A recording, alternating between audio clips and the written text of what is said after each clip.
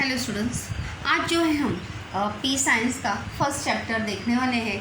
Chapter का नाम है संविधान की प्रगति। किसी भी लोकतांत्रिक देश में एक संविधान जो है बहुत ही महत्वपूर्ण होता है, या उसकी भूमिका जो है बहुत ही महत्वपूर्ण होती है, बहुत ही मायने रखती है। तो हमारे देश में भी जब से संविधान जारी हुआ, लागू हुआ 1950, 26 जनवरी 1950 को जो है भारत का संविधान जो है वो जारी हुआ या अमल में लाया गया। तब से लेके अब तक जो है संविधान में कौन कौन सी प्रगति हुई है। अभी प्रगति बोलेंगे आप कि विकास। यहाँ पर संविधान की प्रगति का अर्थ है संविधान में परिवर्तन। मतलब उस समय संविधान में जो बातें लिखी हुई थी उन बातों में परिवर्तन करना, समय के अनुसार, परिस्थिति के अनुसार, लोगों की मांग के अनुसार जो परिवर्तन समय समय पर संविधान में किया गया उसे ही कहा जाता है संविधान की प्रगति। और संविधान की प्रगति जो है एक सशक्त लोकतंत्र की या एक सशक्त लोकतांत्रिक देश की जो है वो पहचान मानी जाती है। तो इस चैप्टर में जो है हम देखने वाले कि भारत का संविधान कब जारी हुआ, उसके बाद लोकतंत्र में देखेंगे राजनीतिक परिपक्वता, उसके बाद उसी में लोकतंत्र में देखेंगे हम मताधिकार। सेकंड पॉइंट क्या देखेंगे? मताधिकार, राइट्स ऑफ वोटिंग। उसके बाद देखेंगे तीसरा लोकतंत्र का विकेंद्रीकरण यानी विस्तार, लोकतंत्र का विस्तार किस प्रकार से हुआ। उसके बाद फोर्थ पॉइंट हम देखेंगे सूचना का अधिकार। कौन सा पॉइंट देखेंगे? सूचना का अधिकार। उसके बाद दूसरा पॉइंट हम देखेंगे सामाजिक न्याय और समता। और लास्ट पॉइंट है वो है न्यायालयों की भूमिका जो है वो क्या है। तो चलिए हम शुरू करते हैं। हमारा फर्स्ट चैप्टर पी साइंस का वो है संविधान की प्रगति। संविधान जो है एक किताब के रूप में है। किसके रूप में है? एक किताब के रूप में, फिर भी वो प्रवाहमान है। प्रश्न भी है कि संविधान का स्वरूप किसी जीवित दस्तावेज की तरह होता है। क्या प्रश्न है? संविधान का स्वरूप किसी जीवित दस्तावेज की तरफ होता है। असत्य या सत्य? यह कथन क्या है? सत्य। ये जब आएगा तो हम उसको देखेंगे। चलिए उसकी पूर्व पीठिका हम देखते हैं कि किस प्रकार से संविधान जारी हुआ, क्या भूमिका थी, क्या उद्देश्य थे उसके। अगर हम देखेंगे तो राजनीति विज्ञान की अब तक की पाठ्य पुस्तकों ने हमने स्थानीय शासन संस्थाओं, भारतीय संविधान में निहित विभिन्न मूल्य और उनके द्वारा अभिव्यक्त सिद्धांतों के साथ साथ संविधान द्वारा निर्मित शासन प्रणाली और अंतर्राष्ट्रीय, आपने देखा होगा कि भारत के परराष्ट्रीय संबंध, अंतर्राष्ट्रीय संबंध, इन सभी की जानकारी जो है आपने विस्तृत रूप में वहाँ पर ली है। अगर हम देखेंगे तो यहाँ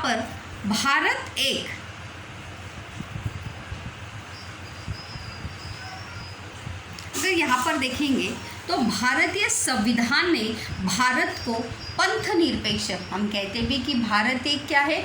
एक धर्मनिरपेक्ष राष्ट्र है। धर्मनिरपेक्ष राष्ट्र यानी क्या? भारत किसी भी एक धर्म को, पंथ को जो है वो मानता नहीं। भारत में विविध जाति के, विविध धर्म के, विविध पंथ के लोग जो है वो एकत्रित रहते हैं और यही भारत की एकता का क्या है? प्रतीक है। और वही भारतीय संविधान का भी या भारतीय संविधान की प्रगति का भी एक अहम हिस्सा है, या उसने भी भारत के पंथ निरपेक्ष या ने स्वरूप ने भी एक संविधान की प्रगति में जो है अपनी महत्वपूर्ण भूमिका वहाँ पर निभाई है। पंथनिरपेक्ष, लोकतांत्रिक और गणराज्य बनाने का उद्देश्य रखा है। लोकतांत्रिक यानी क्या? लोगों के लिए राज्य, लोगों के अनुसार, लोगों की सुविधा के लिए, लोगों की प्रगति के लिए। गणराज्य, गणराज्य यानी जनता का राज्य, जो जनता का प्रतिनिधि, जनता जिसे चुनाव के माध्यम से जीत कर देती है या चुनती है, वही प्रतिनिधि जनता की मांगे जो है वहाँ पर रखता है और उसी के अनुसार जो है हमारी सरकार चलती है। सभी को, नागरिकों को न्याय मिले, संविधान का सबसे अहम अगर पॉइंट है तो वो क्या है? यहाँ पर संविधान की रूपरेखा के बारे में दिया है। क्या भारतीय संविधान का ढांचा या स्वरूप क्या है? सबसे पहले तो नागरिकों को न्याय मिले और सभी की स्वतंत्रता जो है वो अबाधित रहे। भारत का संविधान भारत के प्रत्येक नागरिक को किसी भी राज्य में या कहीं भी स्वतंत्रता से घूमने का, फिरने का अधिकार जो है वहाँ पर दिया है। अबाधित रहे यानी सलामत रहे, सुरक्षित रहे, उसके इस अधिकार का कोई खंडन ना करे या उसके इस अधिकार में कोई बाधा न डाले, क्योंकि उसे ये अधिकार किससे मिला है? संविधान ने उसे ये अधिकार दिया है। इसके लिए संविधान में कई महत्वपूर्ण प्रावधान किए गए। जैसे अगर हम देखेंगे तो नागरिकों के अधिकार, नागरिकों के कर्तव्य अगर देखेंगे तो हमें स्वतंत्रता का अधिकार है, संचार स्वातंत्र्य है, बोलने का अधिकार है, हमें हम अपनी बात जो है वो रख सकते हैं, लेकिन सही तरीके से हमें अपनी बात रखनी चाहिए। और इसी के लिए संविधान में कई महत्वपूर्ण प्रावधान किए गए। प्रावधान यानी क्या? उपाय, या जैसे हम कहते हैं और उसके लिए कुछ बातें जो है वहाँ पर रखी गई है। सामाजिक न्याय और समता पर आधारित प्रगत एवं विकसित समाज निर्माण के साधन के रूप में भारतीय संविधान की ओर देखा जाता है। सामाजिक न्याय, सामाजिक न्याय यानी क्या? समाज के हर स्तर के या समाज के हर एक व्यक्ति को समान अधिकार जो है वो होना चाहिए। अगर न्याय की बात होती है तो कोई गरीब नहीं है, कोई अमीर नहीं है, कोई उच्च नहीं है, कोई नीच नहीं है। समानता का अधिकार या न्याय का अधिकार जो है सबके लिए समान है।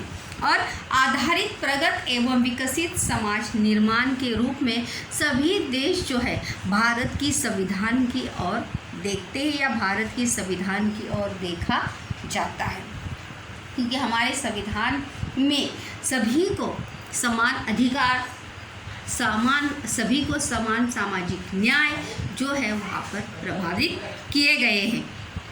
अगर हम देखेंगे तो भारतीय संविधान के अनुसार 26 जनवरी, जैसे अभी मैंने कहा कि भारत का संविधान जो है कब जारी किया गया? 26 जनवरी 1950।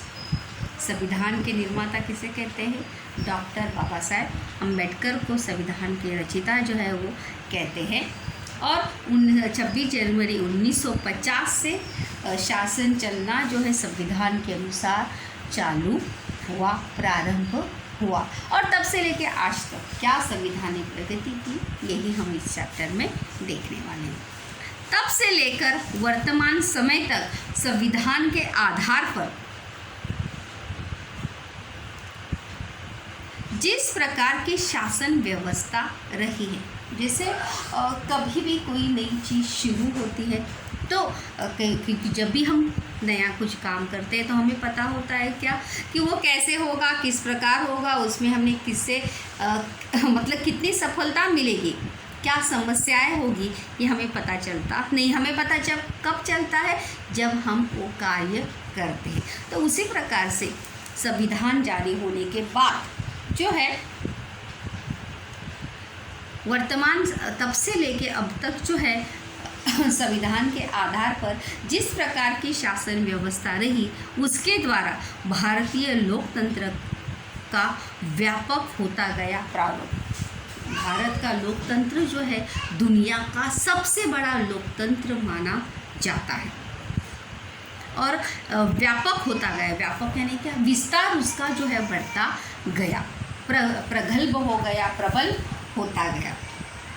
प्रारूप यानी क्या, स्वरूप। प्रारूप का अर्थ क्या है, स्वरूप। भारत की राजनीतिक प्रक्रिया में हुए परिवर्तन, जिस प्रकार से सामाजिक परिवर्तन हुए, आर्थिक परिवर्तन हुए, न्यायालयीन परिवर्तन हुए, उसी प्रकार से तब से लेके आज तक वहाँ पर राजनीतिक भी परिवर्तन या राजनीतिक प्रक्रिया में भी हमें परिवर्तन होते हुए दिखाई देते हैं। सामाजिक न्याय तथा समता को स्थापित करने की दृष्टि से जो कदम उठाए गए, जो भूमिका उठाई गई, उसकी प्रस्तुत पाठ में जो है हम विस्तार से तो नहीं लेकिन संक्षेप में जो है उसकी चर्चा हम करेंगे। यहाँ पर अगर हम देखेंगे तो इस पाठ में जो हम 3 मुद्दे जो है यहाँ पर देखने वाले हैं। लोकतंत्र, दूसरा है सामाजिक न्याय और समता, और तीसरा है न्याय व्यवस्था। इन 3 मुद्दों तक ही सीमित है। मतलब लोकतंत्र का आधार स्तंभ, लोकतंत्र में क्या क्या परिवर्तन हुआ, ये जो है हम यहाँ पर देखने वाले हैं। सबसे पहले अगर हम चर्चा करेंगे तो वो है लोकतंत्र, डेमोक्रेसी, जिसे जनतंत्र भी कहते हैं। लोकतंत्र में अगर पहला मुद्दा अगर आप देखेंगे, इट्स अ फर्स्ट पॉइंट्स, वो है राजनीतिक परिपक्वता। अभी परिपक्वता का अर्थ क्या है, मैच्योरिटी। मैच्योरिटी मतलब जैसे जैसे हम बड़े होते हैं वैसे वैसे हमारी समझदारी या हमारी समझने की या अंडरस्टैंड करने की जो लेवल है, जो क्षमता है, वो समय के अनुसार, उम्र के अनुसार जो है वो क्या होती है, बढ़ती रहती है। तो उसी प्रकार से लोकतंत्र में भी राजनीतिक परिपक्वता जो है, मतलब जैसे राजनीतिक परिपक्वता का अर्थ है मैच्योरिटी या समझदारी। अभी राजनीति में समझदारी क्या नहीं, यहाँ पर राजनीतिक परिपक्वता यानी राजनीतिक जो परिस्थिति है या राजनीतिक जो क्षेत्र है वो किस प्रकार से प्रगल्भ हुआ, उसमें कौन से परिवर्तन होते गए, उसे कहा जाता है राजनीतिक परिपक्वता। अगर हम देखेंगे तो लोकतंत्र में मात्र लोकतांत्रिक शासन प्रणाली की संरचना ही महत्वपूर्ण नहीं होती। अगर हम देखेंगे तो लोकतंत्र में सिर्फ केवल लोकतांत्रिक शासन प्रणाली की संरचना ही महत्वपूर्ण नहीं होती है, परंतु उस संरचना के आधार पर प्रत्यक्ष रूप में व्यवहार किए जाने पर ही लोकतंत्र समाज के राजनीतिक जीवन का एक अभिन्न हिस्सा जो है वो बन जाता है। जैसे हम कहते हैं कि करनी और कथनी में जो है वो अंतर जो है वो होना नहीं चाहिए, लेकिन अक्सर हम देखते हैं कि मनुष्य को जो है अपने अधिकार याद रहते हैं और कर्तव्य जो है वो मनुष्य क्या होता है, भूल जाता है। तो इसीलिए अगर हम देखेंगे तो प्रत्यक्ष रूप में व्यवहार किए जाने पर, मतलब जब हम सही तरीके से लोकतंत्र का पालन करेंगे, लोकतंत्र के अनुसार चलेंगे, तो लोकतंत्र समाज के राजनीतिक जीवन का एक अभिन्न हिस्सा बन जाता है। क्योंकि लोकतंत्र जो है राजनीतिक या राजनीति का सबसे बड़ा अभिन्न अंग है, अभिन्न हिस्सा है, अभिन्न घटक है। क्योंकि लोकतंत्र में जो है क्या होते हैं, राजनीतिक दल होते हैं। राजनीतिक दलों में क्या होते हैं, प्रतिनिधि होते हैं, और उन्हीं प्रतिनिधि को हम लोगों के माध्यम से चुनकर उन्हीं के माध्यम से क्या बनती है, सरकार बनती है। तो इसीलिए लोकतंत्र समाज के राजनीतिक जीवन का एक क्या है, अभिन्न हिस्सा बन जाता है। क्योंकि लोग अगर हम ऐसा कहेंगे तो कोई दो राय नहीं होगी कि लोकतंत्र में राजनीति को बहुत ही महत्वपूर्ण स्थान है या महत्वपूर्ण माना जाता है।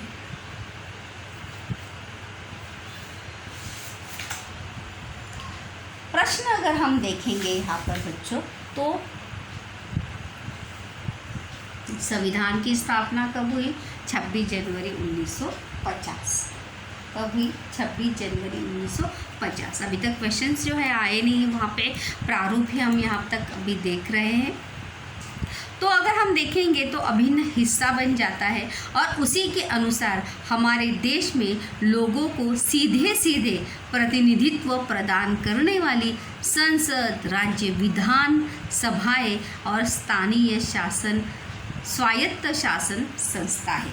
और उसी के अनुसार, किसी के अनुसार, लोकतंत्र के अनुसार ही हमारे देश में लोगों को सीधे सीधे मतलब डायरेक्टली हम चुनाव करके, मतदान करके हमारे द्वारा प्रतिनिधि को चुनकर, फिर चाहे वो संसद में हो, राज्य विधान सभा में हो या स्थानीय स्वायत्त शासन संस्थाएं क्यों ना हो, वहाँ पर हम अपने प्रतिनिधि को चुनकर वहाँ पर देते हैं।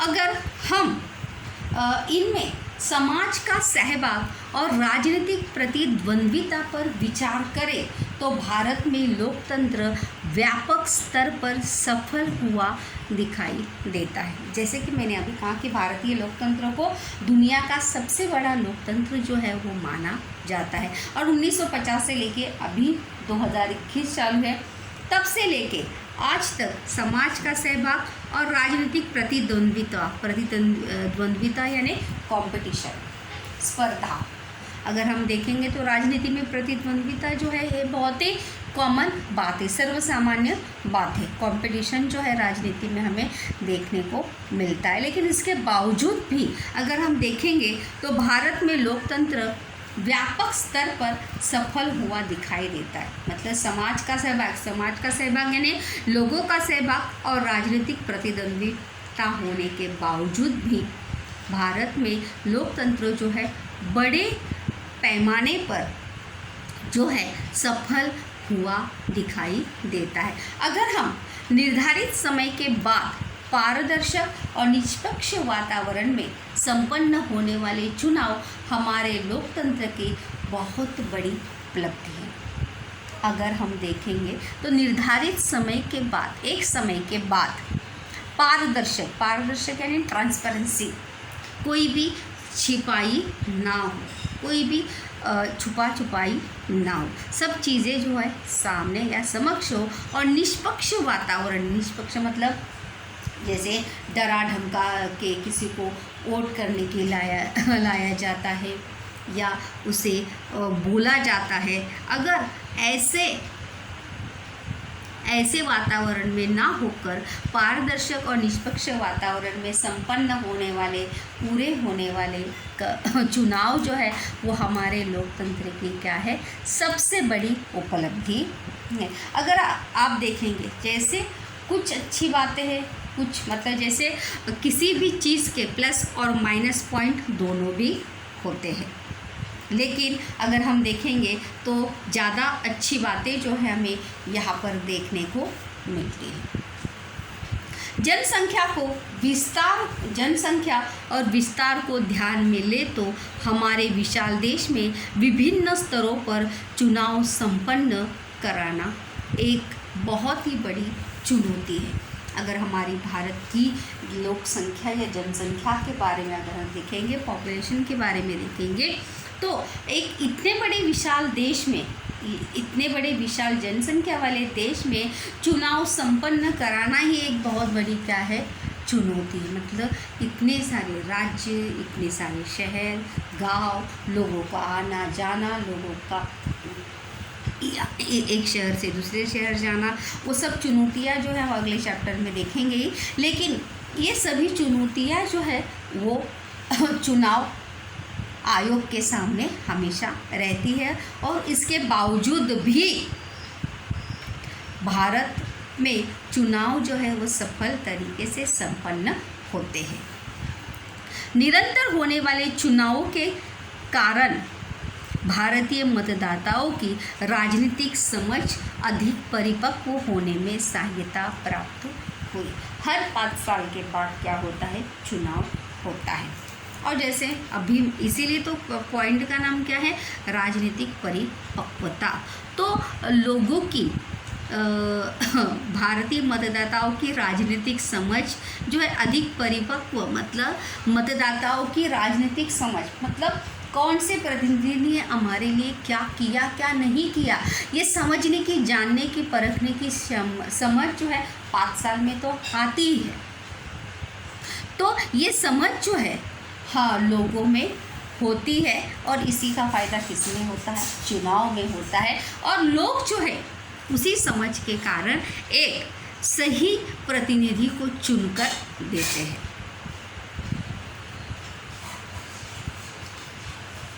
क्योंकि जैसे जैसे हम कोई भी कार्य करते हैं वैसे वैसे हम उस बात से अवगत होते जाते हैं, अभ्यस्त होते जाते हैं। मतलब पहली बार में अगर हमें वो बात पता नहीं तो दूसरी बार में हमें उसके बारे में जो है जानकारी जो है जैसे जैसे प्राप्त होती है, जैसे जैसे मालूम होती है, वैसे वैसे उस बात को हम क्या करने लगते हैं, जानने, समझने और परखने लगते हैं। तो उसी प्रकार से लोग भी अपनी राजनीतिक समझ के अनुसार परिपक्व होते हैं। सोचने की, समझने की, परखने की क्षमता उनके अंदर भी क्या होती है, सब समय के अनुसार बढ़ती रहती है। चुनाव के बीच घोषित होने वाली सार्वजनिक नीतियों और समस्याओं के विषय में भारतीय मतदाता महत्वपूर्ण भूमिका निभा रहे। चुनाव के बीच घोषित होने वाले, जैसे चुनाव होता है, चुनाव होने वाला होता है तो चुनाव प्रचार किया जाता है। राजनीति या राजनीतिक दलों के जो प्रतिनिधि हैं उनके द्वारा, उनके सदस्यों के द्वारा, पार्टियों के द्वारा जो है चुनाव प्रचार जो है वो किया जाता है। और उसमें घोषित होने वाली घोषणा में देखो बहुत सारे नारे लगाए जाते हैं कि हम आपके लिए ये करेंगे, ऐसा करेंगे, वैसा करेंगे, ऐसी बहुत सारी बातें, बहुत सारी चीज़ें जो है वहाँ पर घोषणाओं के माध्यम से, नारों के माध्यम से जो है वो लोगों को बताई जाती है, बोली जाती है। और सार्वजनिक नीतियों मतलब हम तीसरे चैप्टर में तो चुनाव प्रक्रिया या राजनीतिक दल में तो देखेंगे, लेकिन फिर भी सुनिए यहाँ पर, क्योंकि हर राजनीतिक दल का एक उद्देश्य होता है, उसके राजनीतिक दल की एक विचारधाराएं होती है, उसी विचारधारा के अनुसार वो क्या करता है, प्रचार करता है। और सबकी विचारधाराएं, सबकी सामाजिक समस्या जो है वो अलग होती है। आपने भी आपके एरिया में देखा होगा, जब वहाँ के प्रतिनिधि जो है, राजनीतिक दल के प्रतिनिधि जो जब अपना चुनाव का प्रचार या प्रसार करते हैं तो वहाँ की समस्याओं को लोगों के सामने रखते हैं कि हम आपकी पानी की समस्या दूर करेंगे, हम आपके रास्ते हैं उसकी समस्या दूर करेंगे, एक्सेट्रा एक्सेट्रा। ऐसी बहुत सारी सामाजिक समस्याओं के विषय में भारतीय मतदाता जो है महत्वपूर्ण भूमिका निभा रहे। मतलब हर एक मतदाता जो है वो जागरूक होता गया अपने अधिकार के प्रति, अपने मतदान के अधिकार के प्रति जो है वो जागरूक हो रहा है। उसे पता है कि मुझे किस व्यक्ति को अपना ये अमूल्य मत या वोट जो है वो देना है। सार्वजनिक समस्याओं के विकल्पों पर सोच विचार करके मतदान करने की मानसिकता में वृद्धि हुई है। सार्वजनिक समस्याओं के मतलब उस 5 साल में उस जनप्रतिनिधि ने आपके विभाग में या हमारे देश में कौन कौन सी समस्याओं को दूर, सार्वजनिक समस्याओं को दूर करने का प्रयास किया है या वो दूर की है, इसके ऊपर सोच विचार करके ही मतदान करने की मानसिकता में वृद्धि हुई। मतलब लोग जो है शुरुआत में से लेके, मतलब जैसे मैंने अभी आपको उदाहरण दिया था कि समय के अनुसार लोगों की समझने की, जानने की क्षमता जो है वो बढ़ने लगती है और उसी के अनुसार जो है लोग मतदान जो है वो करने लगते हैं। मानसिकता में वृद्धि हुई, यानी सोच समझकर मतदान करने की क्षमता में जो है वो वृद्धि हुई। लोग जो है सोच विचार करके बढ़त हुई, वृद्धि हुई यानी क्या, बढ़त हुई। मतलब यहाँ पर अगर हम देखेंगे तो बिना जाने बिना समझे लोग जो पहले मतदान करते थे, क्योंकि उसके पीछे भी बहुत सारे क्या थे, कारण थे। निरक्षरता थी, समझने की, जानने की क्षमता थी, उसके साथ साथ बहुत सारी ऐसी बातें थी। तो उन बातों से बाहर निकलकर जो है एक जागरूक मतदाता जो है हमें आज वर्तमान समय में देखने को मिलता है और उसी को कहा जाता है राजनीतिक परिपक्वता। मतलब तब से लेके लोग, इसीलिए तो कहा जाता है कि लोकतंत्र में एक राजनीतिक परिपक्वता को जो है बहुत ही महत्वपूर्ण स्थान है, क्योंकि समय के अनुसार जो है मतदाता जो है वो जागरूक होता गया है। सोचने की, विचार करने की क्षमता जो है उसकी क्या होने लगी है, बढ़ने लगी है। उसके बाद परिपक्वता का अर्थ जो है आपको समझ में आया होगा, एकदम शॉर्ट में या सिंपल अगर उसका मीनिंग है तो समझदारी। क्योंकि जब हम ठोकरें खाते हैं तो हमारी समझदारी जो है वो क्या होने लगती है, बढ़ने लगती है। एक ठोकर खाने के बाद हम सोच समझ के क्या उठाते हैं, कदम उठाते हैं। तो उसी कहा जाता है राजनीतिक परिपक्वता, यानी मतदान सोच समझ के करने की क्षमता जो है वो समय के अनुसार लोगों की बढ़ती गई। ये बिल्कुल भी नहीं था कि पहले लोग सोच समझ के मतदान नहीं करते थे, लेकिन जैसे अभी मैंने कहा कि उस समय की भी बहुत सारी क्या थी, अपनी अपनी समस्याएं थी, निरक्षरता थी। लोग इतने ज़्यादा क्या थे, जागरूक नहीं थे अपने हक के प्रति, अपने अधिकार के प्रति जो है लोग जागरूक नहीं थे। दूसरा पॉइंट अगर हम देखेंगे लोकतंत्र में, वो है मताधिकार, राइट्स ऑफ वोट्स, मत देने का अधिकार। बहुत ही महत्वपूर्ण प्रश्न है ये। भारतीय संविधान में वयस्क मताधिकार का प्रावधान किया ही गया था। वयस्क मताधिकार यानी क्या, 21 वर्ष के बाद के युवकों को जो है मतदान करने का अधिकार जो है वो प्राप्त हुआ था। उसके अनुसार मताधिकार का दायरा मूलतः व्यापक था। मूलतः यानी उसका मूल स्वरूप जो है व्यापक था, यानी बड़ा था, विस्तार जो है बड़ा था।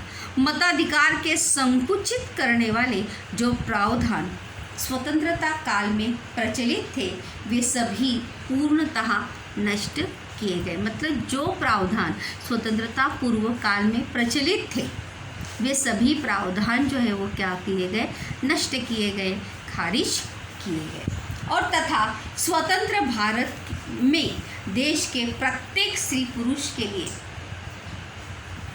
कौन सी आयु की शर्त रखी गई कि 21 वर्ष की आयु की शर्त जो है वो निर्धारित करके उन्हें संविधान द्वारा मतदान का अधिकार जो है वो प्रदान किया गया था।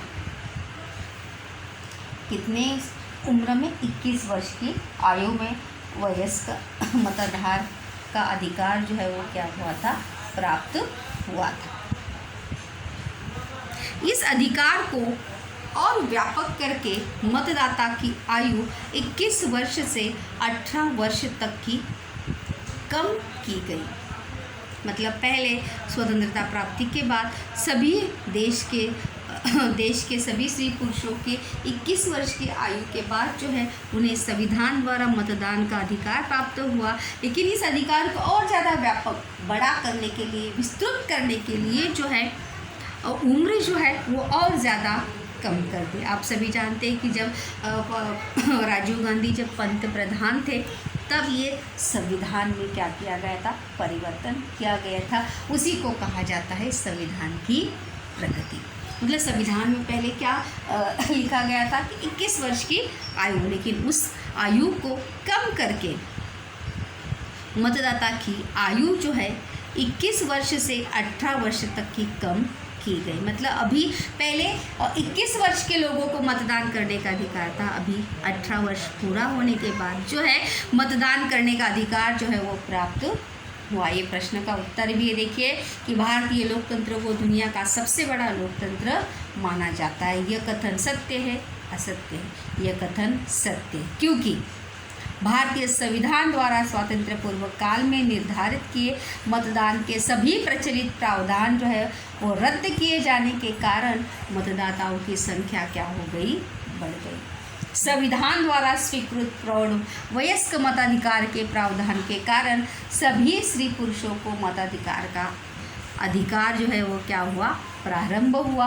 और उसके बाद 21 वर्ष से, तीसरा पॉइंट यहाँ पर क्या आएगा कि 21 वर्ष से 18 वर्ष तक की कीम गई।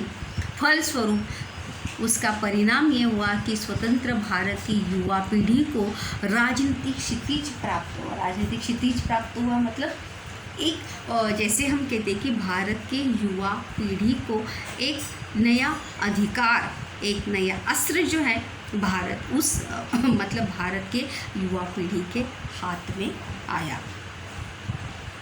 लोकतंत्र की व्याप्ति बढ़ाने वाले इस परिवर्तन के कारण भारतीय लोकतंत्रों को संसार का या दुनिया का, विश्व का सबसे बड़ा लोकतंत्र जो है वो माना जाता है। विश्व में सबसे अधिक मतदाताओं की संख्या केवल भारत में ही पाई जाती है और यह परिवर्तन केवल संख्यात्मक नहीं बल्कि गुणात्मक भी है। मतलब केवल संख्या में ही नहीं, क्वांटिटी नहीं, क्वालिटी में भी हमें ये परिवर्तन देखने को मिलता है।